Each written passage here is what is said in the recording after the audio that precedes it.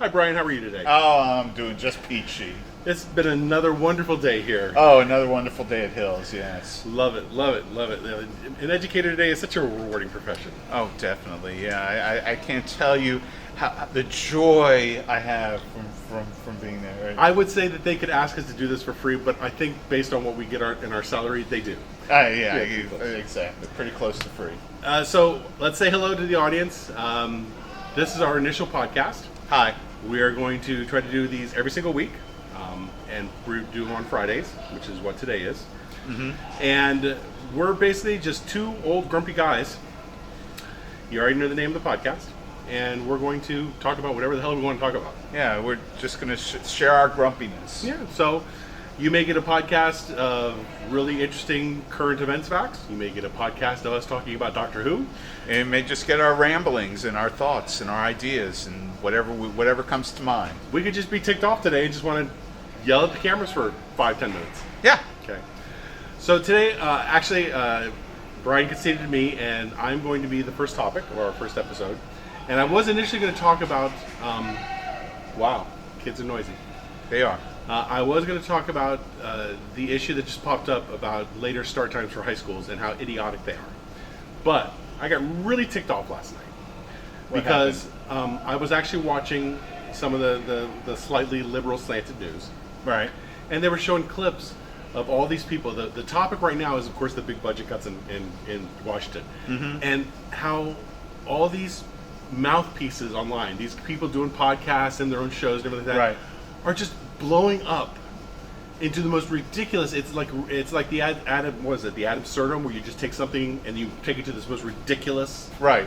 So they're all like falling in line with this whole BS. Like, we spent $100 million giving Hamas condoms.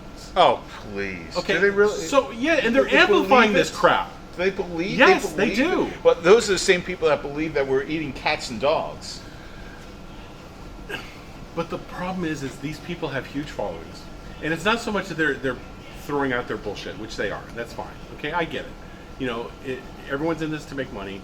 They're in this to get the likes. They're in this to get the clicks and the sponsors and everything like that. It's all theater. But you're doing real harm to people that actually have an idea, or they think that there is some grand conspiracy of people. There's this little group that's in there hiding and it's making all these decisions. Well, we used to think that and we'd say, oh, it's the Illuminati, and be joking about it. Now people actually think it's real. Well, I can say honestly that I think there is a small group of people that goes out of their way to use their power and influence to manipulate us every single day, and to get us to fall in line and do what they want. And we have a name for them. They're called billionaires. Yeah, that's true. Okay, I'll give you that. I'll give you that.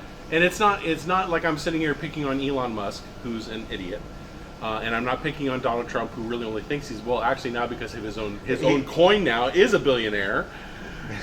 He owns 80% of the company, and the company's worth $69 billion until, of course, the market crashes. Yeah. But and not if it's when the market crashes. And these people literally use this money and this power and this influence to get whatever they want.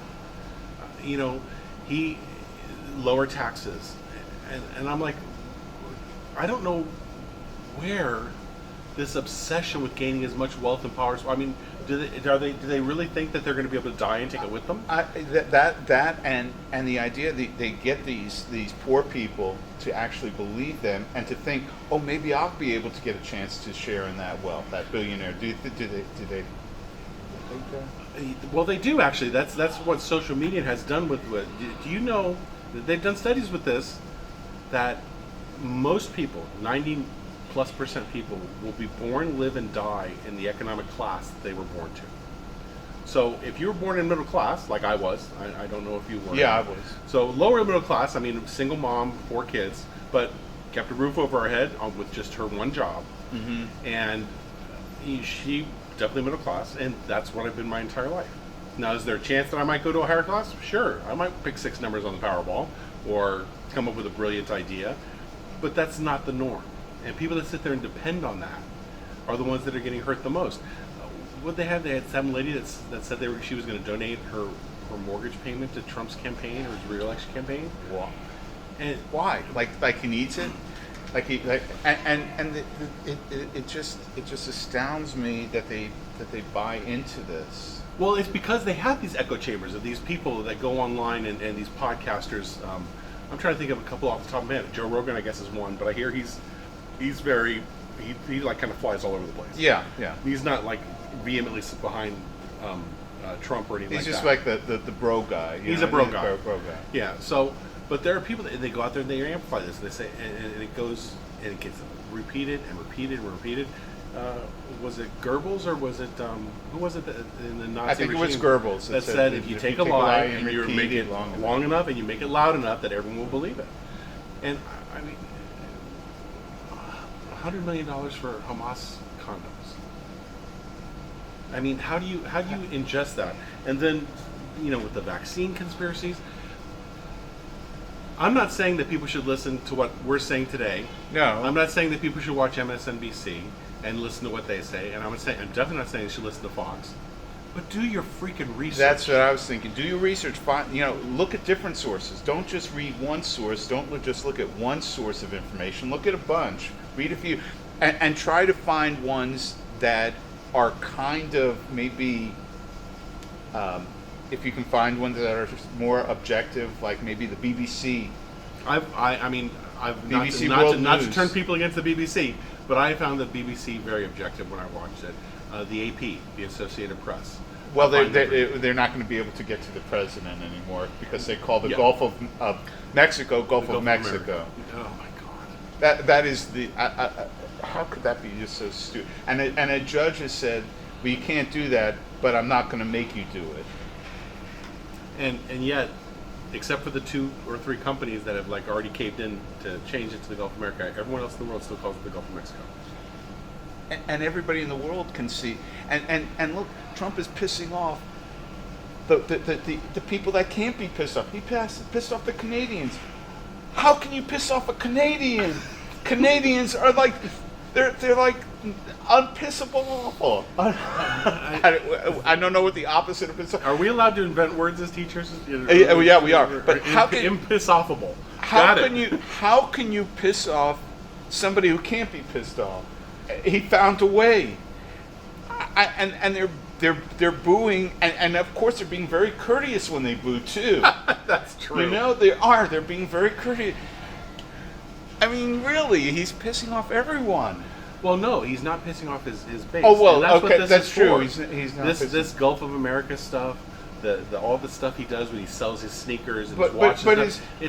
But his base is shrinking now. They are because if you look at the economic figures and the economic confidence, it's going way down. Yeah, but you see what happened last night at that they had a conservative groups meeting for people that don't support Trump.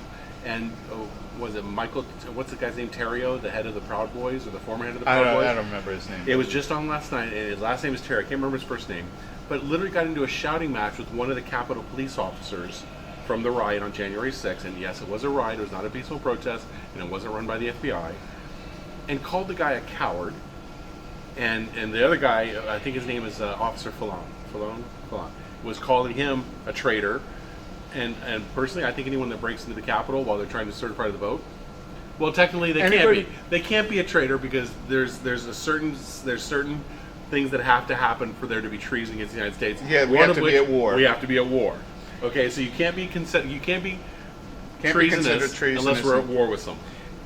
It was seditious. Yes, and these people are fighting, and it's just ridiculous. A man who just got freed from prison from a 20-year sentence out of the grace of the guy he supports, and this calling a Capitol police officer a coward for defending the Capitol. It is. And no one from the side the other half of the aisle that they were defending says a word about it. It's like listening to a pin drop in a room. They're so silent. I mean, your lives were saved too. They didn't just save Democratic lives. They saved all lives. They saved Mike Pence, okay? So Mike Pence is still kind of wishy-washy and still kind of speaking about it, but he's Mike Pence. Yeah, but none of them are actually really yelling about it. And even Mitch McConnell now has discovered that he's got a little bit of balls. Yeah, but of course that's only because he's leaving. and because he's leaving now. Of course, we've already, he's already secured his place in hell because of all of his other. If you actually actions. believed in hell, I would Well, okay, he secured his place in the hell that he believes in. Okay, fair enough. Because that's that if we follow the But Sandman. if we can just get, if I can make one point that will listen to anyone that watches this, the 5 or 6 people that see this first podcast, just don't believe any one source. Do the work, do the research. If you're going to have a point of view, take the time to hear other points of view and then come to an intelligent conclusion. And when I mean intelligent, I'm not talking about elitist to intelligence like everyone talks about. Everyone has intelligence, right? The fact that they've managed, that the two parties have managed to make intelligence an issue, like, oh, those freaking, Harvard educated, dirtbag libertards, and, those people that only graduated from high school. Well, you know what?